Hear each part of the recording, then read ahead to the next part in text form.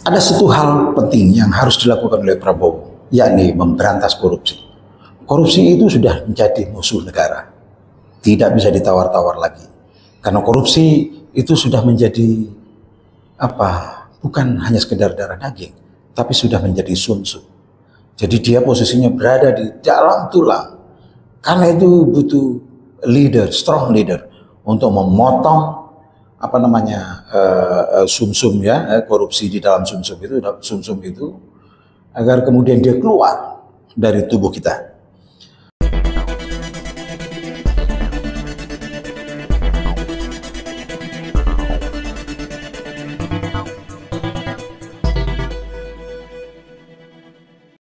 Aduh.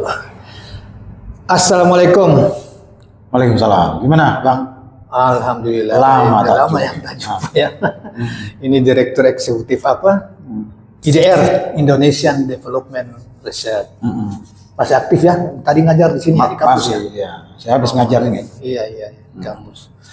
Bang, kita bincang-bincang soal soal kepemimpinan Pak Prabowo Subianto yang saya juga awal-awal ragu, saya pikir dia kalau melanjutkan Jokowi jadi akan tidak bisa bikin apa-apa juga. Misalnya soal pemberantasan korupsi yang dipidatokan berulang-ulang, tetapi kan ini baru 7 bulan ya, jadi kita wajar lah kita belum terasa. Tetapi rupanya kawan ini gebrakannya itu sistematis. Udah kencang juga. Tadinya banyak orang juga meragukan, termasuk dia saya. Serius nggak gitu ya?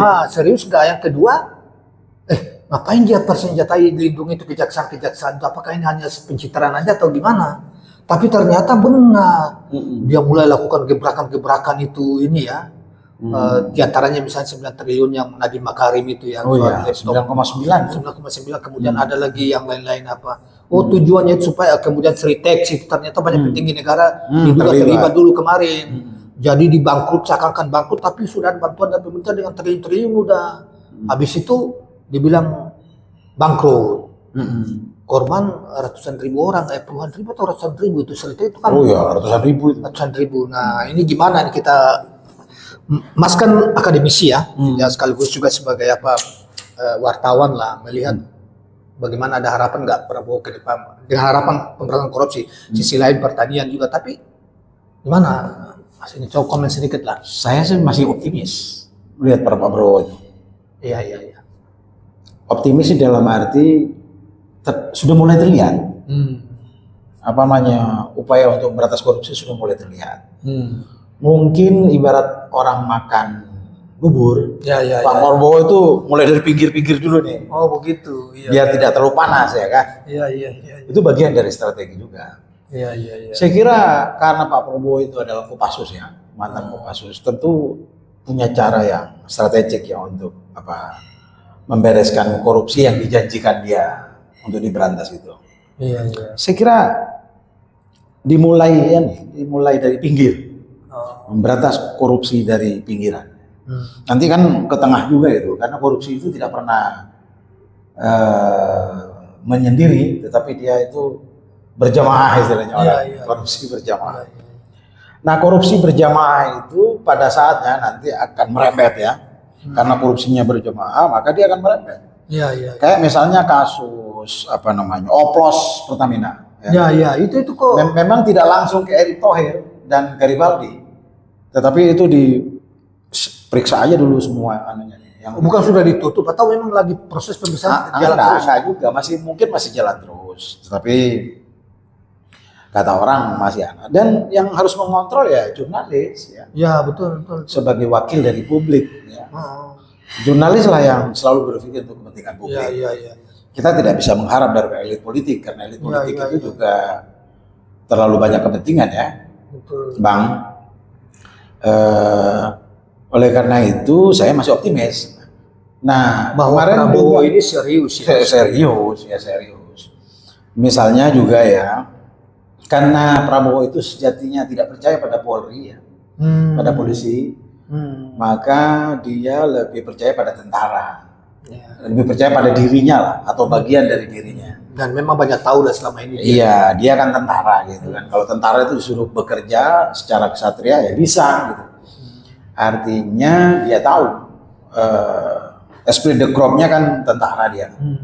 Kalau kemarin Jokowi karena dia sipil dia lalu menggunakan polisi ya. Polisi ya. Polisi kan jauh sekali itu masuk. Iya. Dan tidak ada yang signifikan ketika polisi mengawal itu. Oke. Menurut saya penurunan militer ya ke Kejati itu karena biar hakim dan kejaksaannya itu berani juga. Serius keberanian. Bahwa dia diproteksi gitu oleh negara untuk memberantas korupsi. Karena yang terlibat juga ada oknum polisi, ada oknum tentara, ada politisi. Bahkan ada, kalau saya juga menduga bahwa sekaligus juga tentara-tentara yang diturunkan untuk itu sekaligus sebagai informan juga bahwa ini ada di kejaksaan juga bisa jadi gitu. Bisa. Jaksa-jaksa juga yang mainan hakim-hakim apa gitu ya. Pokoknya penegak hukum kita itu kan Jadi mungkin Prabowo pada detik ini lebih percaya kepada tentara. Sebagian bagian dari korps ya. Ya kalau kita lihat dari misalnya dia terakhir dia tempatkan mantan Kopassus anggota tim mawar lagi ya yang sudah jenderal mayor jenderal itu jadi Bea Cukai itu juga kan apakah itu BIN juga banyak orang berharap bahwa itu di situ kan banyak juga penyelundupan sehingga dengan dirjen Bea Cukai diterapkan sendiri lebih kuat lagi bisa memberantas itu diharapkan. Saya kira di Bea Cukai itu kan betul. Pusat Bromo Corah juga itu kan. Iya betul. Transaksi pemasukan barang ilegal ya kan, narkoba dan segala macam. Iya betul.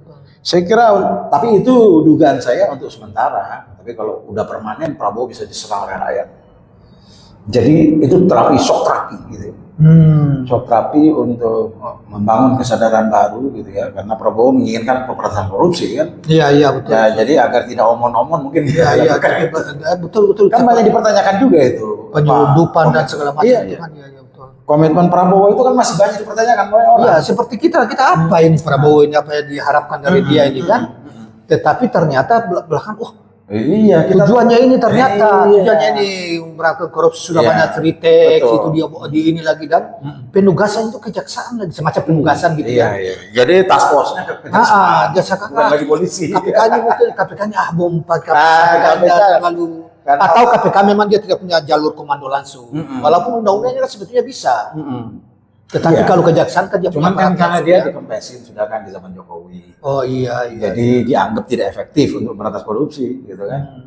Ya mungkin sama Prabowo dibiarkan aja ya sudah. Kemudian lahan-lahannya berapa juta hektar itu. Iya kan banyak ya kan. Jadi Republik ini sudah penuh dengan korupsi. Itu tidak bisa diselesaikan dengan cara yang konvensional. Kita juga banyak juga masyarakat kita kasihan kita juga ya. Bayangkan itu ya, berapa bulan lalu itu kan minyak goreng nih. Udahlah minyak goreng kalau kita nggak tahu, tapi saya kemarin itu kan biasa ikut istri beli itu di Indomaret. Kok mahal ya? Bulan puasa yang lalu atau sebelum bulan puasa yang lalu kan saya sempat beli itu kan 33.000. Sekarang? Yang Tropicana itu. Sekarang sudah 40.000, 39.000, 41.000. Loh, katanya Menteri Pertanian keluar-keluarnya di mana-mana tapi ternyata ini diam-diam naik gitu loh. Naik gitu loh. Ada beberapa saya tanya kalau beras enggak, kalau gula enggak. Saya perhatikan saya tergejolak. Makanya sampai ada ide untuk coba-coba kita bikin survei jangan-jangan Menteri Pertanian ini bohong-bohong juga, bohongi Prabowo juga gitu loh. Kok pengawasannya model begini? Misalnya juga ternyata gas. Gas naik juga. Gas itu gas yang kemarin yang bermasalah di Bahlil pernah kena itu yang gas kecil itu yang berapa kilo itu kan 20 berapa ribu tuh ya 21.000 apa? Yang sesungguhnya itu kan cukup 16.000. Sekarang kan dijual di ini tuh kan.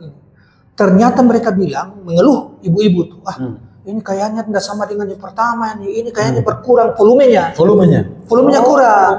Jadi sama dengan Menteri Amran periksa minyak, ternyata nggak sampai 1 liter kan? 1 liter ya. Itu pola gitu, jadi. Aduh, jadi mereka juga pengusaha juga main ya. Main bisa aja pengusaha berkong-kali-kong dengan apa kita tidak tahu. Iya. Kalau memang berkong-kali pemerintah mengatakan bahwa tidak ya, dia harus tegas kayak Amran atau apa. Tapi Amran harus juga menyangkut pengawasan juga. Nah soal-soal kayak gitulah. Jadi di masa Prabowo ini kita berharap kan harus turunlah pangan itu kan, harga pangan, minyak goreng. Ini tidak turun malah tetap kemudian naik juga. Gimana itu coba? Ya memang harus lebih keras lagi Prabowo untuk melakukan directionnya itu harus keras lagi para menterinya. terutama menteri yang berkaitan dengan pangan masyarakat. Iya, seperti karena itu menjadi komitmen Pak Prabowo itu untuk menjaga pangan masyarakat itu. Kalau pangan itu naik terus, apalagi langka, iya, itu rakyat bisa bergorlak. Betul. Itu konsepnya Pak Prabowo gitu. Iya, betul. Karena itu dukungan masyarakat itu sangat dibutuhkan untuk memantau keadaan ya. Kalau misalnya tidak sesuai dengan keinginan atau masyarakat itu berteriak, ya teriaklah gitu. Iya. Jangan ngomel di belakang. Sekarang banyak sekali media sosial yang bisa menjadi saluran untuk mengekspresikan keadaan, ya kan? Betul. Ya, saya sebagai jurnalis juga sering memantau keadaan ini, dinamika politiknya, polisi pemerintah, ya kan? Kasihan kan rakyat kan?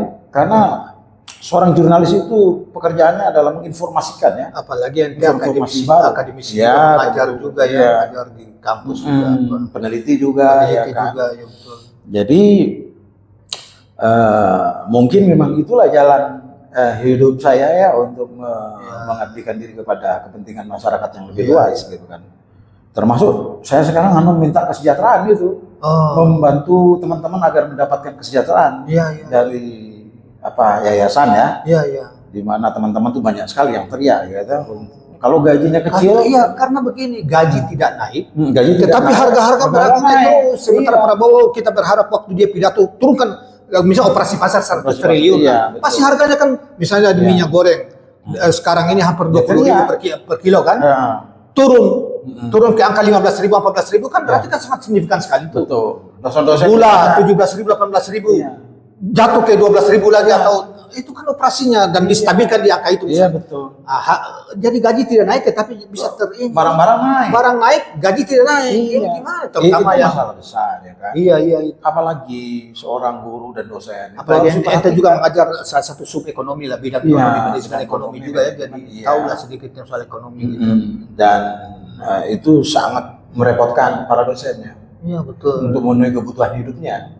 Itu penting sekali saya suarakan ya kan. Karena itu dalam beberapa pekan ini saya akan bicara soal itu dengan pimpinan yayasan agar kemudian untuk mencegah demonstrasi misalnya. Iya. Kan tidak baik ya kan kalau kemudian para mahaguru itu kemudian berdemonstrasi untuk menuntut, itu kan kurang elok gitu kan. Jadi saya sedang melakukan lobby politik ya kan untuk menegosiasikan ulang bagaimana mensejahterakan para dosen ini. Paling tidak kebutuhan mereka sampai di akhir tahun lah. Enggak kebutuhan minimum life ya. Condition itu harus ini. Need-nya kan banyak, dosen itu harus membeli buku, baca koran, baca internet, bayar iuran internet, listrik segala macam, itu kan butuh banyak duit ya.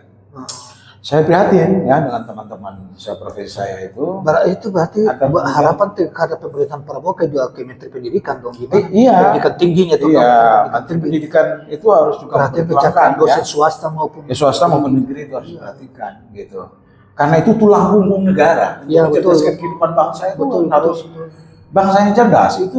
Jadi isi perutnya harus cerdas juga. Jangan dengan gaji itu kemudian perutnya isi separuh, loncang gitu. Betul. Tapi itu yang harus diperhatikan oleh stakeholders ya, dan pemerintah terutama harus memberikan subsidi pada kampus-kampus yang swasta ya kan, di mana dosennya dibayar seadanya aja gitu kan. Nah kalau kampus-kampus yang memiliki kekuatan ekonomi yang bagus, saya kira tidak ada masalah gitu. Mereka pasti dibayar dengan selayaknya gitu. Mas, kembali ke soal kepemimpinan Prabowo, soal pemberantasan korupsi yang dilakukan, yang gebrakan yang kita berharap yang menggunakan institusi negara sebagai andalannya ya. Kenapa bukan KPK? KPK kan tenggelam nih, kita lihat ya. Tidak terlalu, karena dia memang ada skandalnya terlalu banyak sebelumnya. Nah, kita berharap Prabowo bukan cuma sampai di situ. Perampasan aset-aset negara berupa hutan lahan yang selama ini dilakukan oleh para elit, para cukong, kemudian pajak bebas pajak pertambangan yang dilakukan oleh Jokowi dengan alasan investasi itu juga, dan puluhan tahun itu kan Gubernur Sulawesi Tengah itu kan mengeluh itu. Mengeluh. Jadi itu kan kira-kira itu masuk ke ranah korupsi atau apa? Pasti korupsi itu. Nah itu kita berharap sampai di situ sehingga uang-uang itu bisa diselamatkan sehingga ya misalnya APBN kita bisa 3 triliun bisa menjadi 4,5 triliun atau 5 triliun yang akan datang 5.000 triliun gitu. Jadi begini dari ya, penyelamatan aset-aset negara ya. Aset-aset negara itu. Jadi begini, ada pencurian ya. Ada pencurian yang dilakukan secara brutal oleh misalnya kelompok-kelompok grup kelapa sawit, misalnya Duta Palma Group. Iya, yang sudah kejaksaan itu ratusan triliun itu, mungkin ribuan triliun. Ya. Betul. Dia tidak punya izin yang legal, artinya bodoh. Lahan itu lahan dia kuasai. Apalagi rakyat punya yang tidak dikasih itu grup.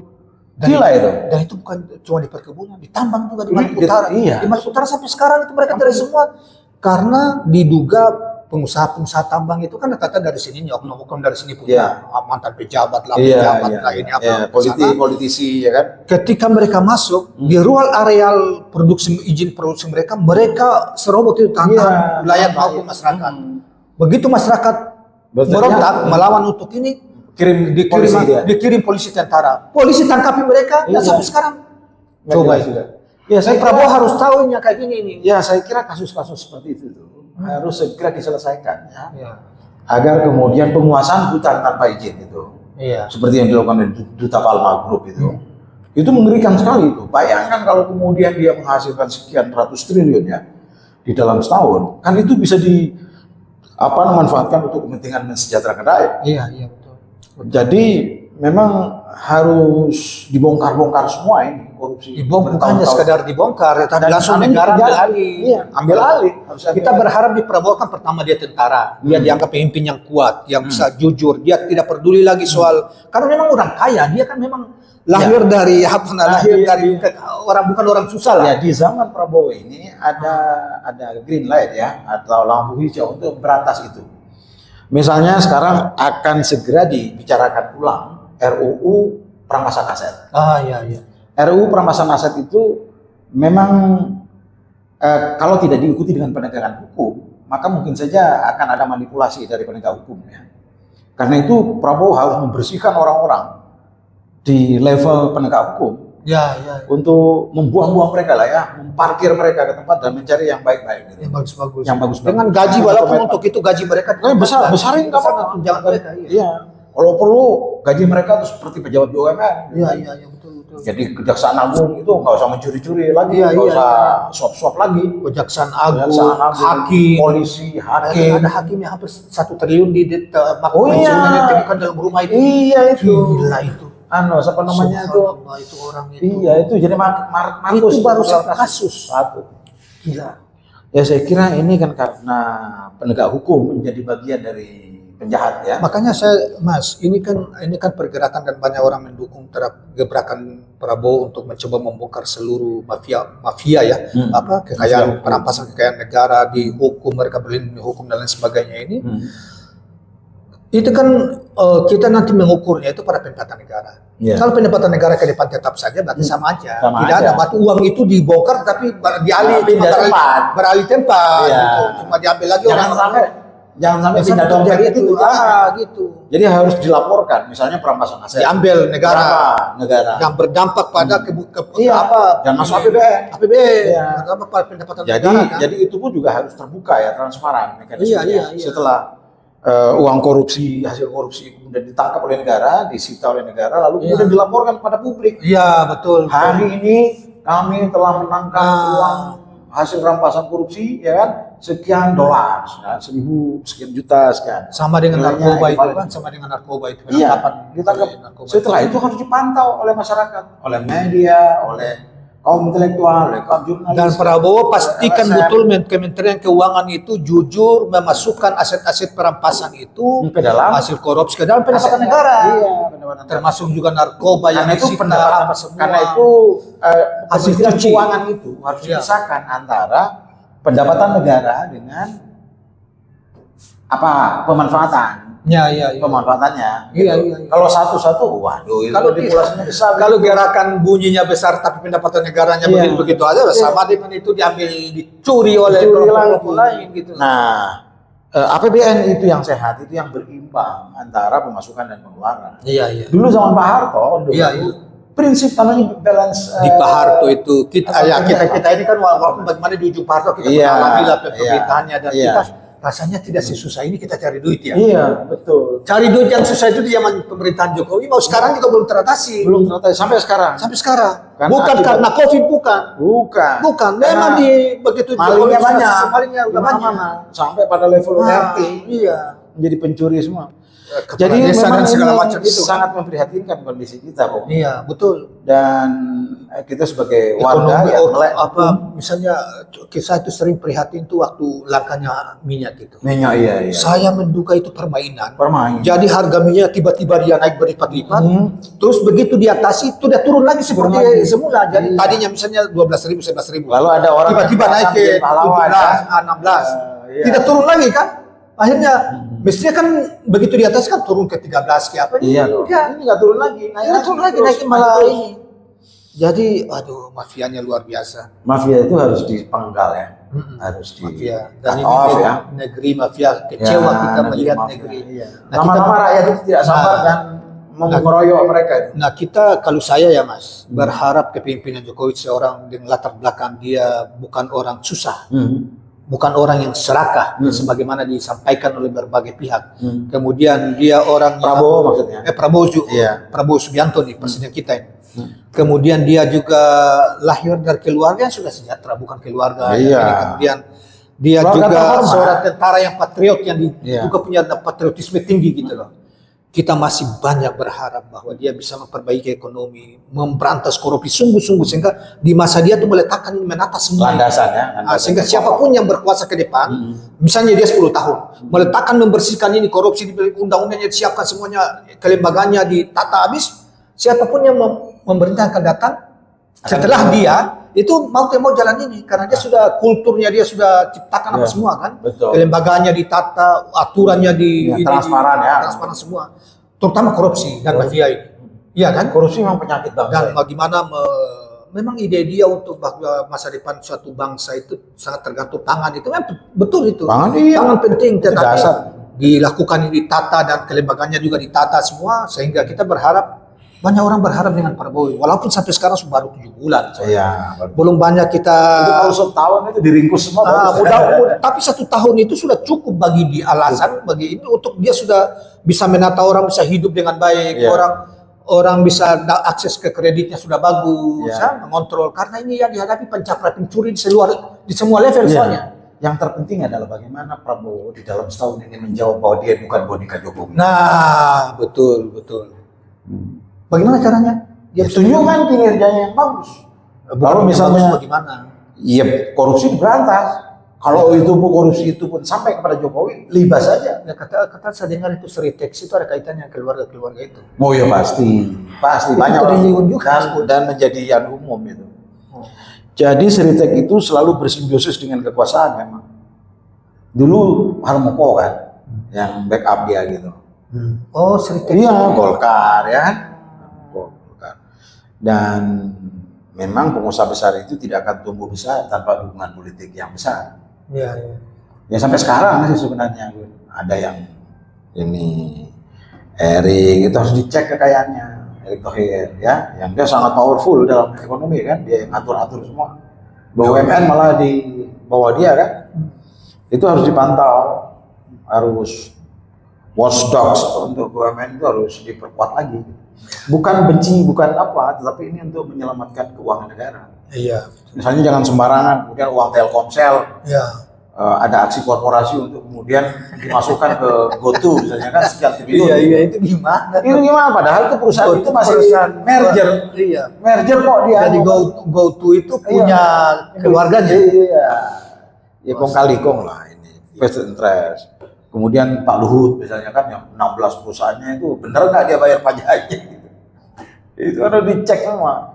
apakah punya beban Dan tanggungan juga kredit dan itu jangan cuma di pusat, sampai ke daerah-daerah, sampai ke daerah-daerah. Iya, daerah-daerah. Iya kan? Iya, jangan kemudian tamalah. Iya. Buat apa sih makan aja 3 kali aja belum untuk makan ya kan? Orang-orang ini Untuk apa gitu loh? merampok untuk kepentingan kan tidak percaya pada Tuhan. Kepada Seakan-akan Tuhan. bahwa Tuhan dengan uang, dengan memberikan merampok, menyiapkan uang begitu banyak, dengan hasil berbagai macam cara, Hmm. mereka peroleh rampok, Iya. mencuri, nipu orang. Iya. Seakan-akan itulah menjamin masa depan mereka. Iya enggak, ditinggal Padahal semua. sebentar juga akan mati juga kan orang-orang itu. Iya. Atau ditangkap, Iya.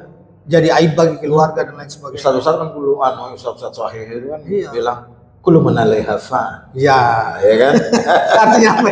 Iya Artinya apa? Segala sesuatu itu fana, Bu. Ngapain kamu merampok-rampok segala Ya, gitu kan? benar.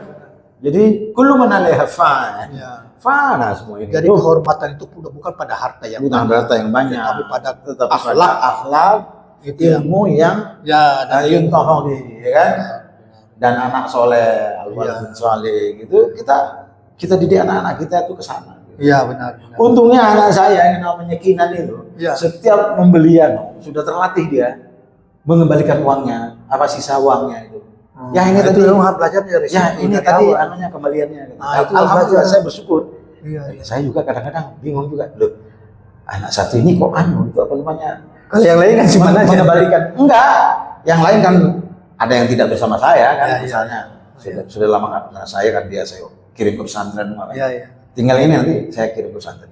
Alhamdulillah dia juga mewarisi apa namanya tradisi membaca saya. Dia membaca. Alhamdulillah. Kemarin tuh beli Atomic Habit sama bundanya dibisikin, ya itu mumpung suka baca itu beli aja, bayarin. Apa? Aku lihat bukunya ini. Yang satu lagi kayaklah baca Women in Light. Kayak ini bahasa apa sih? Bahasa Inggris kan? Iya, Dia bisa bahasa Inggris? Oh iya, dia di pesantren kan bahasa Inggrisnya sudah bagus. Nanti saya kuliahkan di sastra Inggris kan dia. Jadi buat fondasi agar dia bisa. Jadi bercanda. memang sejak dini harus ditanamkan kepada Iya, generasi iya, baru, betul. anak-anak apa itu. Saya masukin akhlak, pesantren pengetahuan, semua. ilmu apa itu ya. Ya. Setidaknya sholatnya terjaga. Sehingga ya kita berharap bangsa ini mereka yang masa kita, dan mereka ke kita. depan itu bisa menata lebih baik. Gitu. Jadi kalau kita dengar apa nasihatnya siapa namanya Dino Patijalal ya, Iya. nah, dia kan merasa bangga sama bapaknya ya, yang telah menggait dia menjadi seorang diplomat ya kan. Menteri luar negeri juga pernah ya. Nah, duta besar Indonesia untuk Amerika sudah dia kata. Ya, Pernah menteri luar negeri juga ke sana. pernah ya. Nah, jadi dia mengisahkan bapaknya, betapa bangganya dia. Bapaknya baca buku, katakan dia akhirnya dia baca buku juga gitu. Siapa Pak Hasim Jalal itu teman diskusi saya, pernah jadi teman diskusi saya. Soal yang begitu nanti kita tersendiri khusus bahas betapa lemahnya penting kultur melembagakan bacaan. membaca di Indonesia kita. Jadi tradisi literasi itu harus dibangun dari harus rumah. bangun. Jadi kembali ke soal Prabowo, mungkin ya 2-3 menit detik lah coba ini kesimpulan kita. Jadi gini, Walaupun macam-macam ini ya. jadi harapan kita saya terhadap melihat Prabowo ini adalah pemimpin ya. Dia pemimpin yang punya wawasan modern ya dan global ya. Dan dia lahir dari sebuah keluarga yang terhormat ya. Profesor Sumitro itu gagah betul kan dia kan. Jadi enlightenment keluarga yang terhormat, karena itu jangan melakukan tindakan-tindakan yang tidak terhormat. Ada apa harapan yang ya 1-2 kata lah harapan terhadap Prabowo kepemimpinan? Satu, berantas korupsi, dan kedua, ciptakan kebutuhan pangan masyarakat itu secara lebih murah, mudah terjangkau, Ya. agar kemudian perut masyarakat